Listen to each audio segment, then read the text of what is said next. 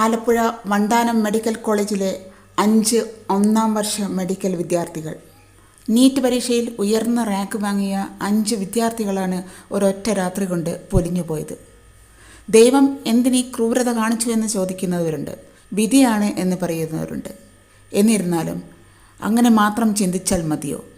ഇത്തരം അപകടങ്ങൾ ഉണ്ടാകുന്നതിന് വിധിയെ മാത്രം പഴിച്ചാൽ മതിയോ?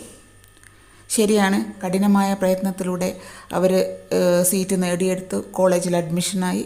അവിടെ പുതിയ സുഹൃത്ത് വലയങ്ങളുണ്ടായി. അവരുടെയൊക്കെ ആ ഒരു കൂട്ടായ തീരുമാനം കൊണ്ട് നമുക്കൊരു സിനിമ കാണാൻ പോകാമെന്നുള്ള തീരുമാനത്തിലെത്തി. അതിനൊന്നും കുറ്റം പറയാൻ പറ്റില്ല. പക്ഷേ ഈ മഴയത്ത്, ഈ കൊടും മഴയത്ത് വണ്ടിയിൽ കൊള്ളാവുന്നതിലും അധികം ആളുകളെ കുത്തിത്തിരുകി കയറ്റി ഉള്ള യാത്ര, അവിടെയാണ് അവർക്ക് തെറ്റുപറ്റിയത്. നല്ല മഴയുണ്ടായിരുന്നു.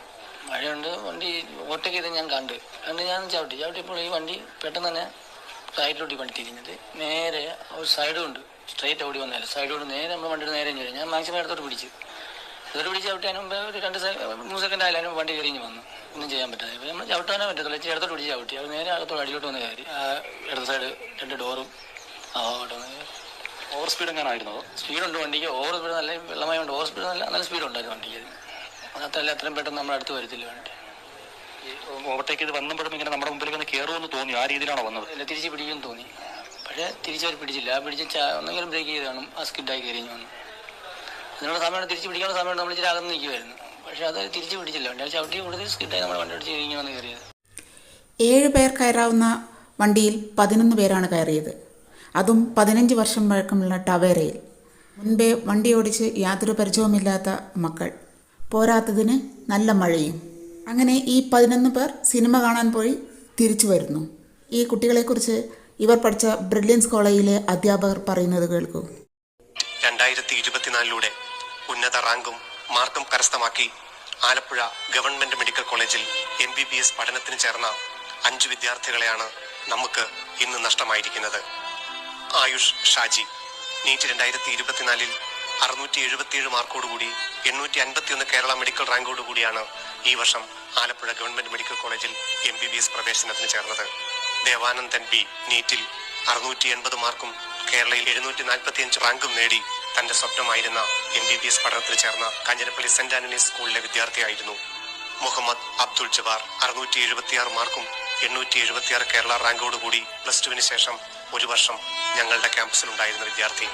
ശ്രീദീപ് വത്സൻ 660 മാർക്കും 1800 കേരള റാങ്കോടുകൂടി ആലപ്പുഴയിലേക്ക് എത്തിയ വിദ്യാർത്ഥി. അതുപോലെ തന്നെ മുഹമ്മദ് ഇബ്രാഹിം PP.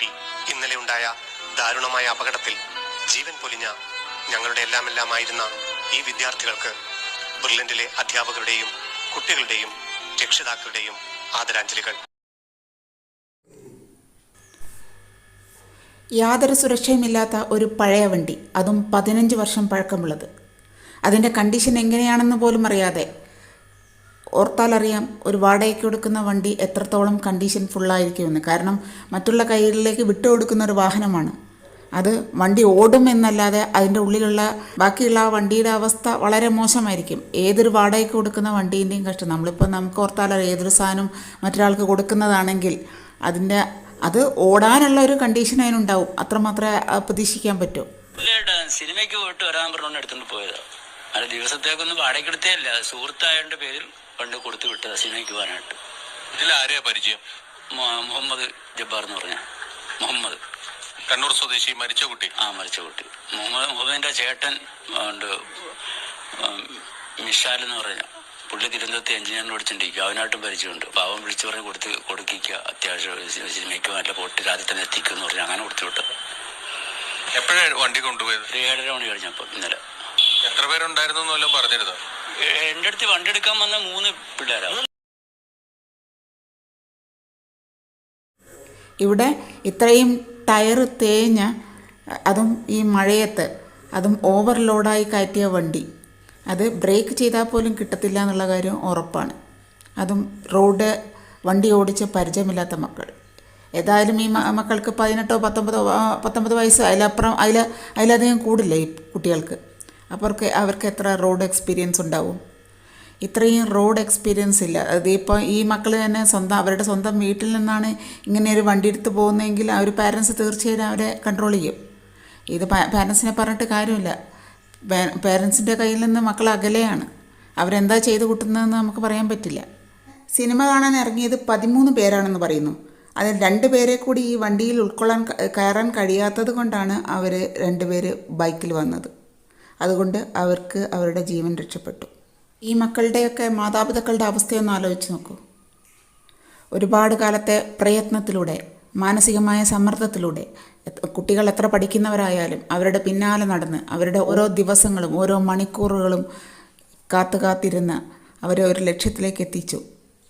ഇനിയിപ്പോൾ ഒരു സമാധാനത്തിൻ്റെ സമയങ്ങളാണ്. കാരണം കുട്ടി അഡ്മിഷനായി. ഇനി ബാക്കിയുള്ള എങ്ങനെയായാലും ഒരു ഡോക്ടർ എന്നുള്ള സമൂഹത്തിലെ ഏറ്റവും അറിയപ്പെടുന്ന ഒരു പൊസിഷനിലേക്ക് അവരെത്തിക്കഴിഞ്ഞു എന്നുള്ള ആ സമാധാനത്തോടെ ഇരിക്കുന്ന അവസ്ഥയിലാണ് ഇത്തരം ഒരു ദുരന്തം എത്തിയിരിക്കുന്നത്.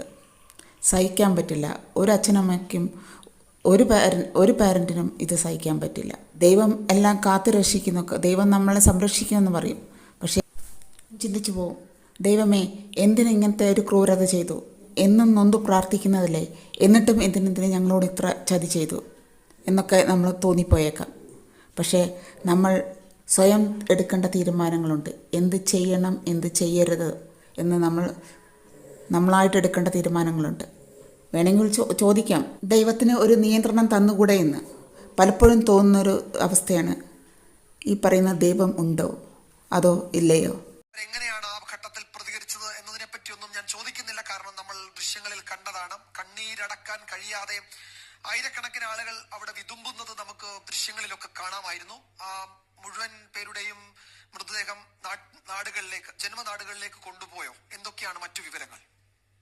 കാഴ്ച കാരണം ആലപ്പുഴ മെഡിക്കൽ കോളേജ് വിറങ്ങലിച്ചു നിൽക്കുന്ന കാഴ്ചയാണ് നമ്മൾ കഴിഞ്ഞ മണിക്കൂറുകളിലെല്ലാം കണ്ടത്. ഇന്നലെ രാത്രി 9:20 ഉണ്ടായ അപകടം, ആ അപകടത്തെ തുടർന്ന് ഈ നിമിഷം വരെ തങ്ങളുടെ പ്രിയപ്പെട്ടവർ ചേതനയേറ്റ് ഇവിടേക്ക് വരുന്ന ആ കാഴ്ച, അത് ഓരോ വിദ്യാർത്ഥിയെ സംബന്ധിച്ചും സഹിക്കാൻ കഴിയുന്നതായിരുന്നില്ല. അധ്യാപകരെ സംബന്ധിച്ച് സഹിക്കാൻ കഴിയാവുന്നതായിരുന്നില്ല.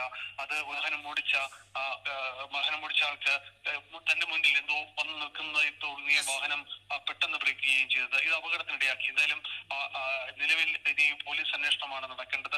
ശരി അരുൺ, അതിന്റെ വിശദാംശങ്ങളിലേക്ക് വരാം. ഇപ്പോൾ മനീഷ് മഹിപാൽ കൂടി എങ്ങനെയാണ് ആ ഘട്ടത്തിൽ പ്രതികരിച്ചത് എന്നതിനെ പറ്റിയൊന്നും ഞാൻ ചോദിക്കുന്നില്ല. കാരണം നമ്മൾ ദൃശ്യങ്ങളിൽ കണ്ടതാണ്. കണ്ണീരടക്കാൻ കഴിയാതെ ആയിരക്കണക്കിന് ആളുകൾ അവിടെ വിതുമ്പുന്നത് നമുക്ക് ദൃശ്യങ്ങളിലൊക്കെ കാണാമായിരുന്നു. ആ മുഴുവൻ പേരുടെയും മൃതദേഹം ജന്മനാടുകളിലേക്ക് കൊണ്ടുപോയോ? എന്തൊക്കെയാണ് മറ്റു വിവരങ്ങൾ? വിജയകുമാർ കാഴ്ച കാരണം ആലപ്പുഴ മെഡിക്കൽ കോളേജ് വിറങ്ങലിച്ചു നിൽക്കുന്ന കാഴ്ചയാണ് നമ്മൾ കഴിഞ്ഞ മണിക്കൂറുകളിലെല്ലാം കണ്ടത്. ഇന്നലെ രാത്രി 9